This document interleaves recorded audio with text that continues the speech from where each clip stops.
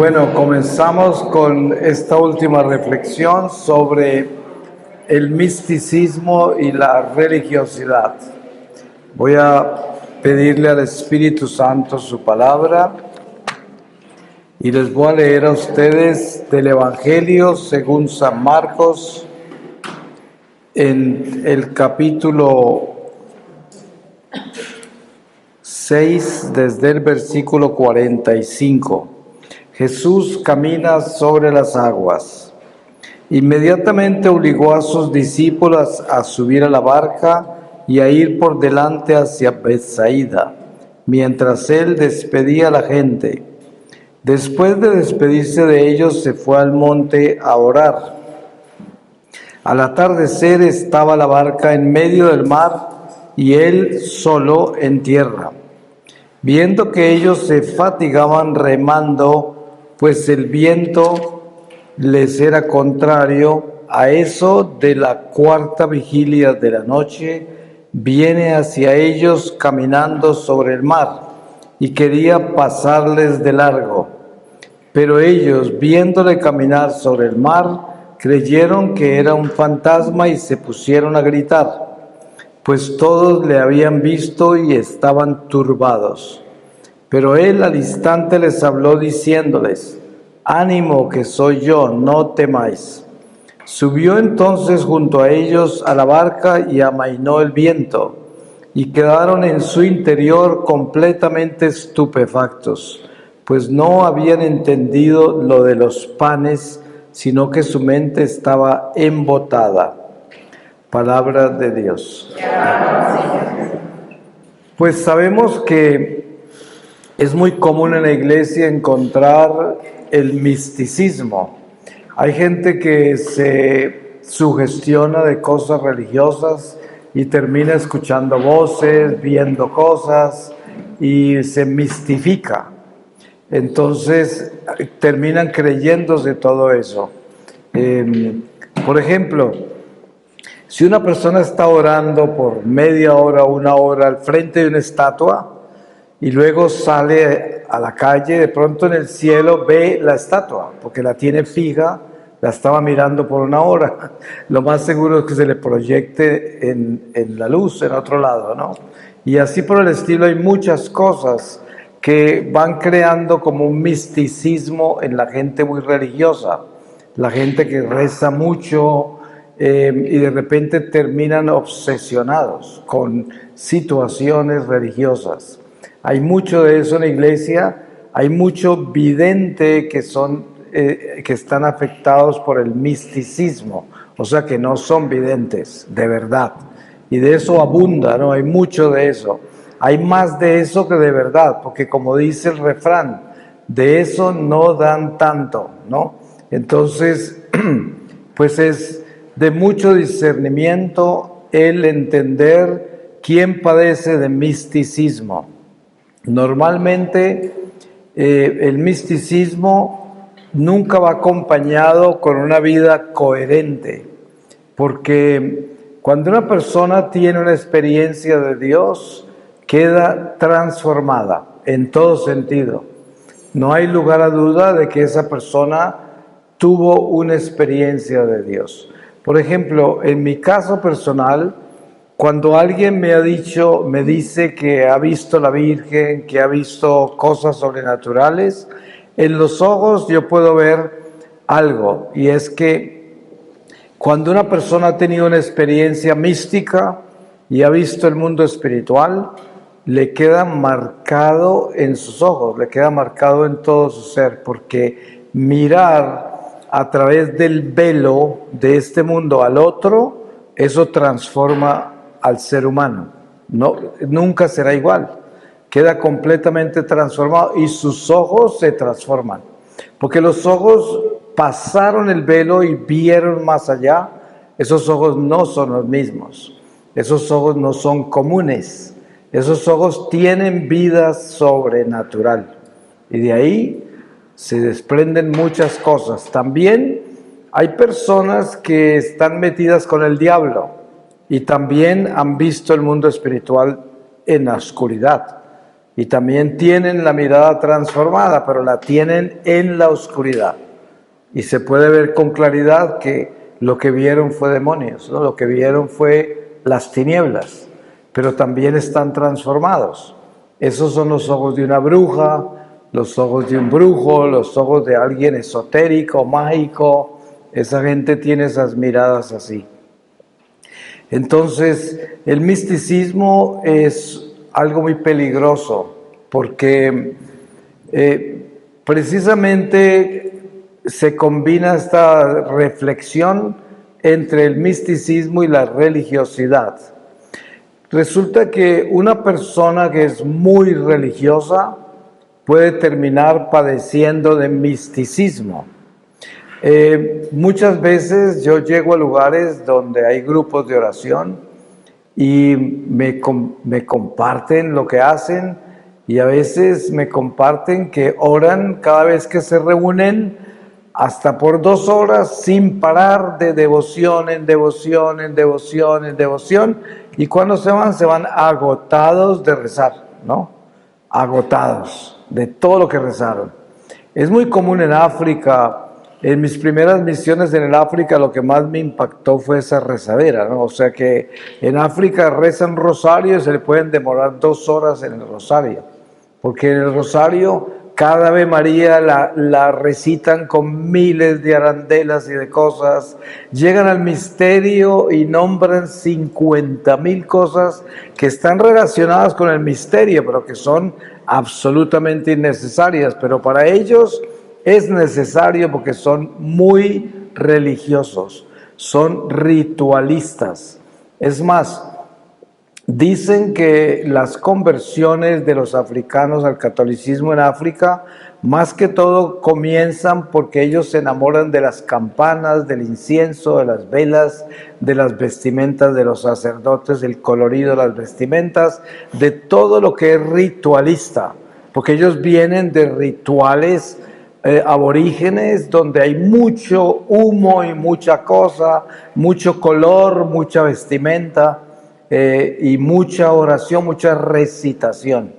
Entonces eso en principio es lo primero que los atrae a la iglesia, lo cual no pueden los evangélicos ni eso. Los protestantes casi no tienen éxito en África, con la excepción de los anglicanos o luteranos o episcopales que tienen altar, vestimentas de sacerdote, campanas, candelabros. Esos tienen más o menos esa atracción ritualista. Entonces, es muy común en el África encontrar la religiosidad, gente muy religiosa, pero no necesariamente espiritual, solo muy religiosa, y son capaces de arrodillarse y orar por horas, de horas, sin parar. Y así se sienten bien. Si alguien llega y no es así intenso en oración, ya como que no le ponen cuidado, porque consideran que no está bien, que no es suficiente para ellos.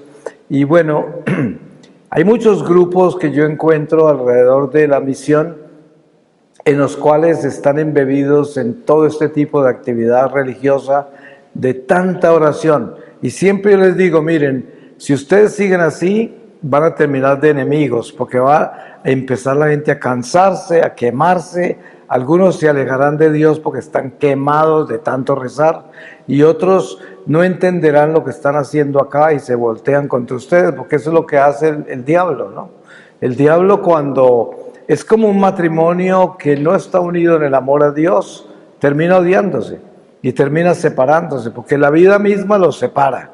Si uno no está unido en el amor a Dios, que en un matrimonio que es un sacramento, ¿qué termina pasando con ese matrimonio? Pues el mundo mismo los separa, con cosas materiales, con cosas superficiales, con cosas que no tienen nada que ver con el amor. Entonces, por eso dicen a veces que una de las causas más comunes de separación de un matrimonio es una pelea sobre las cebollas en la cocina, ¿no? Porque ya no tienen fuerza para mantenerse unidos. Y la religiosidad es muy común en la vida católica y ha sido siempre muy común. Ustedes se dan cuenta que a veces uno llega a una iglesia antes de la misa y hay un grupo de personas rezando el rosario a toda velocidad. A veces ni se les entiende qué están diciendo, ¿no? Porque es como una religiosidad que hay que rezar el rosario, hay que hacerlo ya antes de la misa, pero es un rosario que no tiene amor, no tiene espíritu, nada. Es una rezadera a toda velocidad que casi ni se entiende lo que están diciendo, ¿no? Eso es religiosidad, ahí no hay espiritualidad. Pero si usted les dice eso a esos que rezan, se ofenden, porque van a considerar que cómo así los vamos a atropellar diciendo que es malo lo que están haciendo, porque no es malo lo que están haciendo. Lo que pasa es que es solo religión, y la religión sola no tiene fuerza, no tiene valor, no llega a ningún lado, porque si la religión no tiene espíritu, no tiene amor, de nada sirve. Por eso a veces es más conveniente rezar una decena del rosario bien concentrado, con harto amor, que rezar un rosario completo cabeceando y durmiéndose o sin concentrarse, ¿no? Porque lo que vale es cuánto está usted unido a la oración y cuánto realmente pertenece de corazón a esa oración que está haciendo. Y entonces la religiosidad puede llevar directamente al misticismo, porque personas que son muy rezanderas y que no son espirituales terminan creyéndose todo lo que se imaginan, todo lo que oyen, todo lo que ven, que no necesariamente tiene nada que ver con la verdad. Entonces, ¿cuántas veces le dan a uno mensajes raros a la gente en una reunión cualquiera como esta y vienen a contar cosas extrañas, ¿no? Porque están padeciendo de eso. Ahora, tenemos que tener mucho cuidado porque sí hay místicos en la iglesia, sí hay videntes en la iglesia, hay profetas, todo eso lo hay.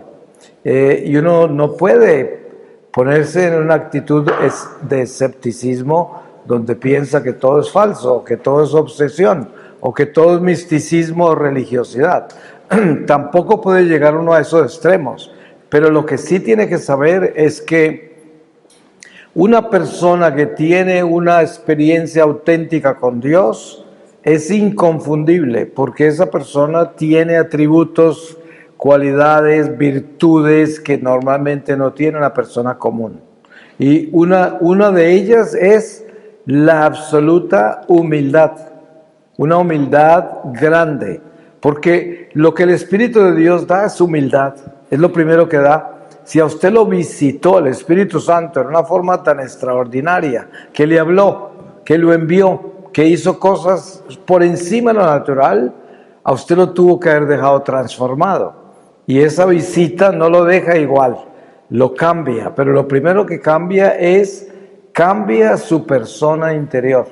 Entonces, hay una manifestación de una de las virtudes más comunes en las personas que Dios ha tocado, y es la humildad, la pequeñez, donde la persona ya prácticamente desaparece de sí misma y está pendiente de todos. Toda la gente es importante, toda la gente que llega es alguien a quien hay que cuidar, y esto es importante porque primero ustedes se dan cuenta que hay una enseñanza de Jesús muy poderosa con San Pedro, después de que Jesús resucita y en un momento dado le pregunta a San Pedro 3 veces si lo ama. Y ustedes saben cómo San Pedro estaba de incómodo con eso. Al final le decía, pero si tú sabes todo, tú sabes que te amo. Pero cada vez el Señor le dijo, cuida de mis ovejas. ¿Qué sucedió? Que como Pedro lo había negado 3 veces, el Señor con eso lo que hizo fue mostrarle cómo iba a reparar ese pecado. ¿Y cómo lo iba a reparar? Cuidando de sus ovejas. O sea, era mostrándole su vida de pastor, su vida de apóstol, su vida de padre de la iglesia, porque él iba a ser cabeza. Y le estaba mostrando que la forma más grande para complacer a Dios es cuidar de los demás, cuidar del prójimo. Eso es. Por eso Jesús simplifica todo el decálogo de la ley en dos: amar a Dios y amar al prójimo. Y en esos dos comprende los 10 mandamientos. Entonces, amar a Dios, claro, es el primer mandamiento, pero el segundo que comprende todos los demás es amar al prójimo. Entonces, si tenemos eso claro, nos damos cuenta que una persona que ha sido tocada por el Espíritu Santo en una forma sobrenatural extraordinaria es una persona que tiene un corazón abierto, tiene oídos abiertos y tiene tiempo para los demás, tiene atención para los demás. Y todas las personas son importantes, todas, sin importar quién sea. Esa persona es una oveja del Señor y hay que atenderla y tiene que darse todo a ella. Y esta es una condición de la manifestación del Espíritu Santo en las personas. Entonces, claro, una de las fuentes de discernimiento espiritual sobre quién es quién y si alguien está padeciendo de misticismo o religiosidad es precisamente enfocarse en mirar cuán pequeña es esa persona, porque la primera cualidad que se manifiesta es una persona muy pequeña, demasiado sencilla, demasiado pequeña, demasiado simple en todo sentido, porque no puede haber una visita al Espíritu Santo sin haber derrumbado todo el edificio de orgullo, pretensión, vanidad que tiene un ser humano por naturaleza, porque nosotros por naturaleza somos orgullosos, somos vanidosos, somos pretenciosos, estamos llenos de sí mismos por naturaleza. Eso no nos hace malos, pero nos hace muy imperfectos y eso obstaculiza muchas gracias espirituales si no nos dedicamos a derrumbar esas cosas, porque precisamente parte de nuestro crecimiento espiritual depende de cuánto martillo le damos a todos esos obstáculos que hay que nos separan del amor de Dios, como son la vanidad, el orgullo, la autosuficiencia, la soberbia. Todo esto nos separa del amor de Dios, nos separa del amor al prójimo, y esto es lo que tenemos que martillar, derrumbar durante nuestra vida, porque si morimos con eso tan alto no entramos por la puerta estrecha, y si nos salvamos tenemos que estar en un purgatorio muy doloroso para tumbar todo eso. Entonces, el misticismo se da por la obsesión religiosa. Y de por sí la palabra obsesión en lenguaje espiritual representa demonio, ya hay demonio. Porque todo lo que es obsesivo trae demonio. Ustedes se han dado cuenta, el escrúpulo. Hay gente que es escrupulosa. Ustedes han visto todos los escrúpulos que hay con la Eucaristía, especialmente después de la pandemia. Aparecieron muchos escrúpulos en la iglesia y mucha de esta gente que es tan escrupulosa no se da cuenta que están haciendo todo lo contrario a lo que es ser venerable, el ser respetable y honrable a la Eucaristía. Lo que están haciendo es lo contrario, porque se llenan de escrúpulos, juzgan a los demás, están pendientes de las cosas externas que los demás hacen, pero en su corazón no están bien, porque están juzgando y se sienten mejor que otros por la forma en que ellos lo hacen. Eso es lo que es el fariseo, y de ahí nacen toda clase de obsesiones. Las obsesiones son demoníacas, tienen espíritu del mal. Miren que en la iglesia hay gente que se considera súper ortodoxa, súper conservadora, súper tradicionalista, y hay otros que se consideran progresistas, liberales, que aceptan todas las cosas terribles como el aborto, el LGBT, la eutanasia y todos los ismos que hay que llevan al abismo. Pero al final lo que sucede es que tanto los de la derecha, que son tan conservadores, como los de la izquierda, que son tan liberales, están descarrilados, porque nosotros no somos de derecha ni de izquierda, somos del centro de Cristo, cristocéntricos. Por eso hay una confusión. Hay gente que dice, ay, yo no voy sino a la misa tal, porque allá sí que celebran las cosas bien. Y lo otro, ay, yo estoy de acuerdo con doña Julia porque ella acepta a todos y le parece que todos son hijos de Dios y por lo tanto si quieren ser homosexuales o si quieren vivir sin casarse, todo eso está bien porque Dios no juzga a nadie mientras estemos acá, eso es después, eso es cuando nos morimos y así hay de toda clase de gente que está descarrilada, ¿no? Porque ninguno de esos está bien, ni el súper conservador ni el súper liberal. Por eso debemos estar muy cuidadosos de no pertenecer a ninguno de esos lados, porque si estamos en un lado de eso, estamos descarrilados. Precisamente la enseñanza que nos trae la Iglesia para estar libres de religiosidad o misticismo es estar básicamente en los principios cristianos de ser una persona pequeña, humilde, sencilla. El que obedece a la iglesia, el que es sacramental de oración y de buenas obras. Y ahí es donde está la gracia y así llegamos al cielo, ¿sí? Si vivimos así de sencillos. Entonces, la religión puede ser un obstáculo muy grande para la gente. Mira, hay gente que va a misa todos los días y qué bueno, yo trato de ir todos los días cuando puedo. A veces no puedo por mis viajes. Pero entonces, mucha gente de la que va a misa todos los días ya casi que siente que es como un pecado no ir. Y ya casi que mira diferente a los que no van a misa todos los días. Entonces, ya ahí entró la religiosidad. Porque si yo voy a misa todos los días, lo cual no es obligatorio, pero es una cualidad espiritual, porque si yo tengo tanto amor por la Eucaristía y encima de eso tengo tiempo, ¿por qué no hacerlo si la Eucaristía es la fuerza más grande que Dios nos ha dado?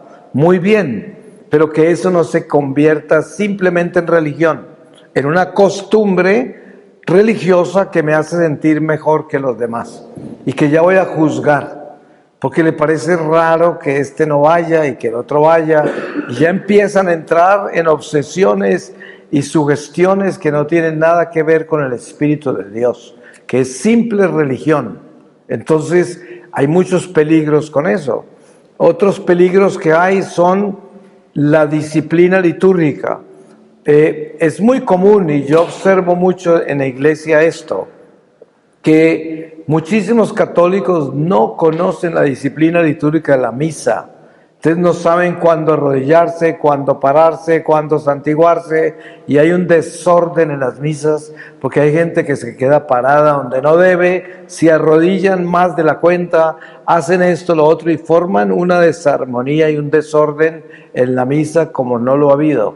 ¿Y por qué? Porque nunca han leído la disciplina litúrgica, nunca se han preocupado, y tampoco en la iglesia hay catequesis sobre eso. Muy pocos curas se levantan a darle una pequeña instrucción a la gente de cuándo se arrodillan, cuándo se levantan. Eso no se oye. Y resulta que es importantísimo eso, porque dentro del lenguaje corporal nuestro, con la liturgia, se están actuando situaciones que nosotros mismos presentamos ante Dios con los gestos que tenemos, los ademanes, la forma en que nos comportamos físicamente, nos lleva a vivir un ritmo, una armonía. Es como un concierto, parece que fueran notas musicales en la que estamos unidos a esa liturgia que tiene origen divino. Es más, la liturgia se llama divina liturgia, porque tiene origen divino, por lo tanto tiene orden. Entonces es muy común que a veces alguien se arrodilla y no se vuelve a parar, casi hasta el final de la misa. Otros se quedan parados y nunca se arrodillan. Otros ni siquiera se santiguan cuando entran a la misa. Y así pasa de toda clase de cosas. Entonces ahí lo que hay es una religiosidad absolutamente desordenada, porque tienen diseñada su doctrina de acuerdo a su conveniencia o de acuerdo a sus ideas. Y no les importa saber cómo es que se debe hacer. No, así es. Además que de pronto por ahí alguien les dijo que así les dijo la Virgen por allá, a alguien que se le apareció en un jabón en la ducha. Y entonces la Virgen le dijo, así es como debe hacerlo, ¿sí? Y así es como nosotros debemos entender que Dios es un Dios de orden estricto. Yo siempre digo, miren, ustedes quieren ver cómo es el orden de Dios. Si ustedes leen en el Antiguo Testamento algunas instrucciones que Dios le da a los profetas, cuando Dios quiere que le construyan un templo, un altar, lo que fuera, siempre le da las medidas exactas, los vestimentas exactas, los colores exactos, todo exacto. Y así es Dios, todo un Dios de orden. No hay nada desordenado en lo que tiene que ver con Dios. Y eso lo debemos entender, porque hay mucha gente, mire, ahora hay unas costumbres de postración. Entonces aparece un poco de gente obstruyendo los pasillos de las iglesias y de las capillas de oración, tirados en el suelo, acostados, cuando la liturgia de la iglesia dice que la postración solo se da en la ordenación sacerdotal, en la ordenación de votos perpetuos del religioso, o el Viernes Santo el sacerdote celebrante se postra. De lo contrario, nosotros nos arrodillamos y nos inclinamos. Ustedes se dan cuenta que el mismo ángel de Portugal, cuando le trajo la Eucaristía a los niños, los mandó a arrodillar, no a postrarse, y luego se inclinaron antes de que él les diera la Eucaristía, pero nunca de postración.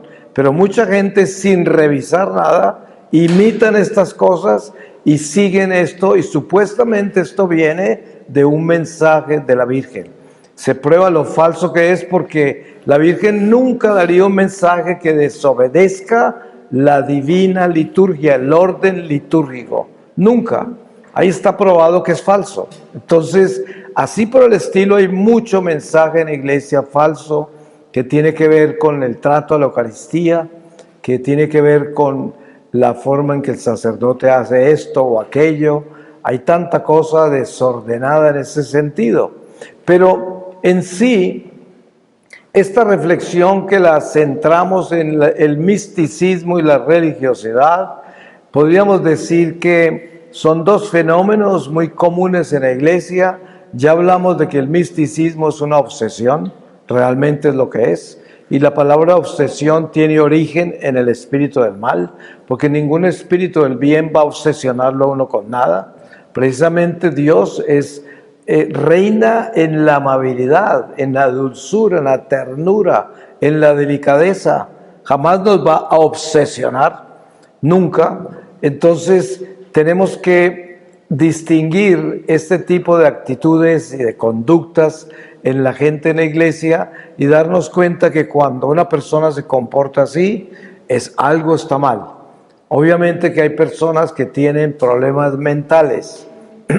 Hay personas que padecen de esquizofrenia, psicosis y diferentes diagnósticos. Y normalmente un enfermo mental que tiene religión, como un católico, pues se escapa por medio de la religión para equilibrarse. Entonces de pronto aparece prendido de un estado de misticismo para cubrir su locura, ¿no?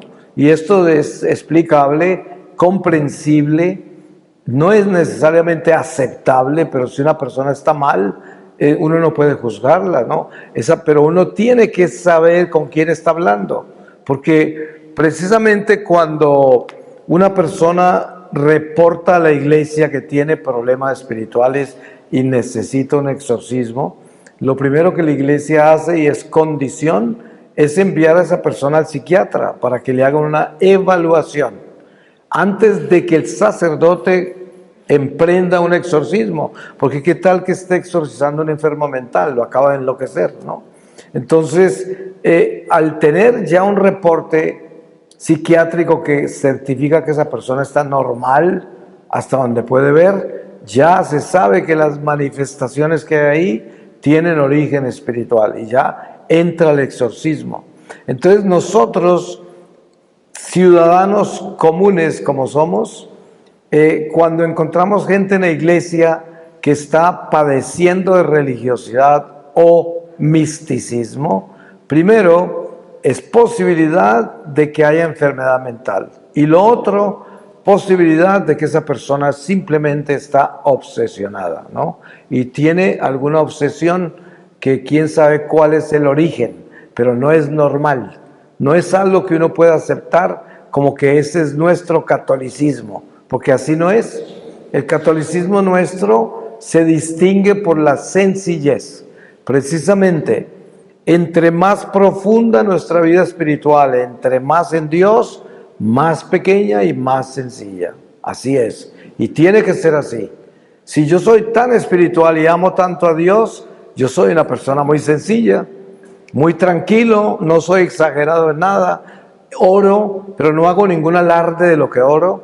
Es más, mucha gente ni me ve orar porque lo hago en la privacidad de mi vida y todo lo hago así. Y no es que sea pecado orar en público, pero me refiero, la pequeñez, la sencillez, la humildad debe ser una condición primordial de nuestra conducta cristiana, que nosotros no buscamos la atención, no buscamos exhibirnos, no estamos haciendo alardes de lo que hacemos con relación a Dios, sino que vivimos nuestra espiritualidad con el cambio del corazón, con una vida transformada en Dios que me da a mí amor a los demás y que me llega a convertir en una persona para la cual todos los demás son primero que yo, todos los demás. Y no con una imagen de servilismo, sino de amor. Es muy diferente, porque hay gente servil que lo hace por interés, para manipular, pero eso se nota con facilidad. Pero el amor que tenemos a los demás es vital para entender cuánto hemos crecido, cuánto hemos cambiado y cuánto realmente nos damos cuenta que yo soy el último, todos los demás son primero. Eso es un principio muy importante de lo que es ser pequeño y humilde. El humilde es casi invisible, el humilde no ocupa espacio. Ustedes se dan cuenta que una persona orgullosa ocupa mucho espacio, hasta el punto que uno no sabe ni cómo atenderla, porque lo más posible es que la va a ofender de alguna forma. Si le lleva agua en un vaso, no le gusta el vaso, no le gustó la silla donde lo sentó, le molesta a la gente que está alrededor, todo porque es un orgulloso, un pretencioso, está lleno de sí mismo. Nadie hace lo suficiente por una persona así. Pero cuando estamos nosotros verdaderamente en Dios y nuestra vida está en Dios, precisamente nos vamos desapareciendo, vamos convirtiéndonos en nada y somos insignificantes y no aparecemos como nada ante nadie porque nos desaparecemos, porque ya no soy yo estoy desaparecido, sino que el Espíritu es el que mueve la persona y el Espíritu no es escandaloso, el Espíritu no busca aparecer, el Espíritu ama y fluye. Y eso es importante entender. Cuando yo tengo a Dios en mi corazón, yo soy una persona fluida. Por eso cuando hablamos del cuerpo místico de Dios, hablamos de células saludables del cuerpo místico que son, ¿cuál es una célula saludable? Aquella que fluye. Ustedes saben que el cáncer se da en células obstruidas. Ahí es que no fluyen y por eso se atrofian. Entonces, cuando nosotros somos de Dios, somos células fluidas y por lo tanto parece que no hubiese una célula ahí porque está fluyendo ese flujo del amor de Dios y uno desaparece, pero resulta que está más presente que nunca porque si no estuviera presente se hubiera roto el flujo, ¿sí? Pero la prueba está que es tan perfecta la unión con Dios que permite fluir y lo único que se ve y se siente es el flujo del amor de Dios. Y en eso nos debemos convertir. Células vivas, piedras vivas del cuerpo místico del Señor. Y eso es lo que debemos adquirir. Y a eso debemos llegar también. Pues pidámosle al Señor primero que nos libre del misticismo, que nos libre de la religiosidad. Y claro, hay que entender una cosa. Cuando uno habla de la religiosidad, no va a condenar la gente que le gusta orar mucho, porque hay muchos niveles. Hay personas que oran mucho, pero no padecen de religiosidad, sino que tienen conciencia de oración y pueden orar mucho. Y eso está muy bien. Ustedes saben que la oración tiene poder. y la oración llega a Dios. Pero lo peligroso es la religiosidad, o sea, que esa rezandería no sea por el Espíritu de Dios y el amor de Dios, sino que es como una locura que está llenando espacios y es como un escape y es como algo que no tiene amor, que no tiene a Dios. Voy a terminar con una lectura y les voy a leer a ustedes del Salmo 61, oración de un desterrado. Escucha, oh Dios, mi clamor, atiende a mi plegaria. Te grito desde el confín de la tierra, con el corazón desmayado. Condúceme a la roca inaccesible, que tú eres mi refugio, bastión frente al enemigo. Hospédame siempre en tu tienda, acogido al amparo de tus alas, pues tú, oh Dios, escuchas mis votos, me otorgas la heredad de tus adeptos. Añade días a los días del rey, que sus años se prolonguen por generaciones. Reine por siempre en presencia de Dios, la lealtad y la fidelidad lo guarden. Tañeré a tu nombre para siempre, cumpliré mis votos día a día. Palabra de Dios. Alabamos, Señor. Pues le damos gracias a Dios y lo bendecimos por la oportunidad que nos ha dado de compartir en esta mañana.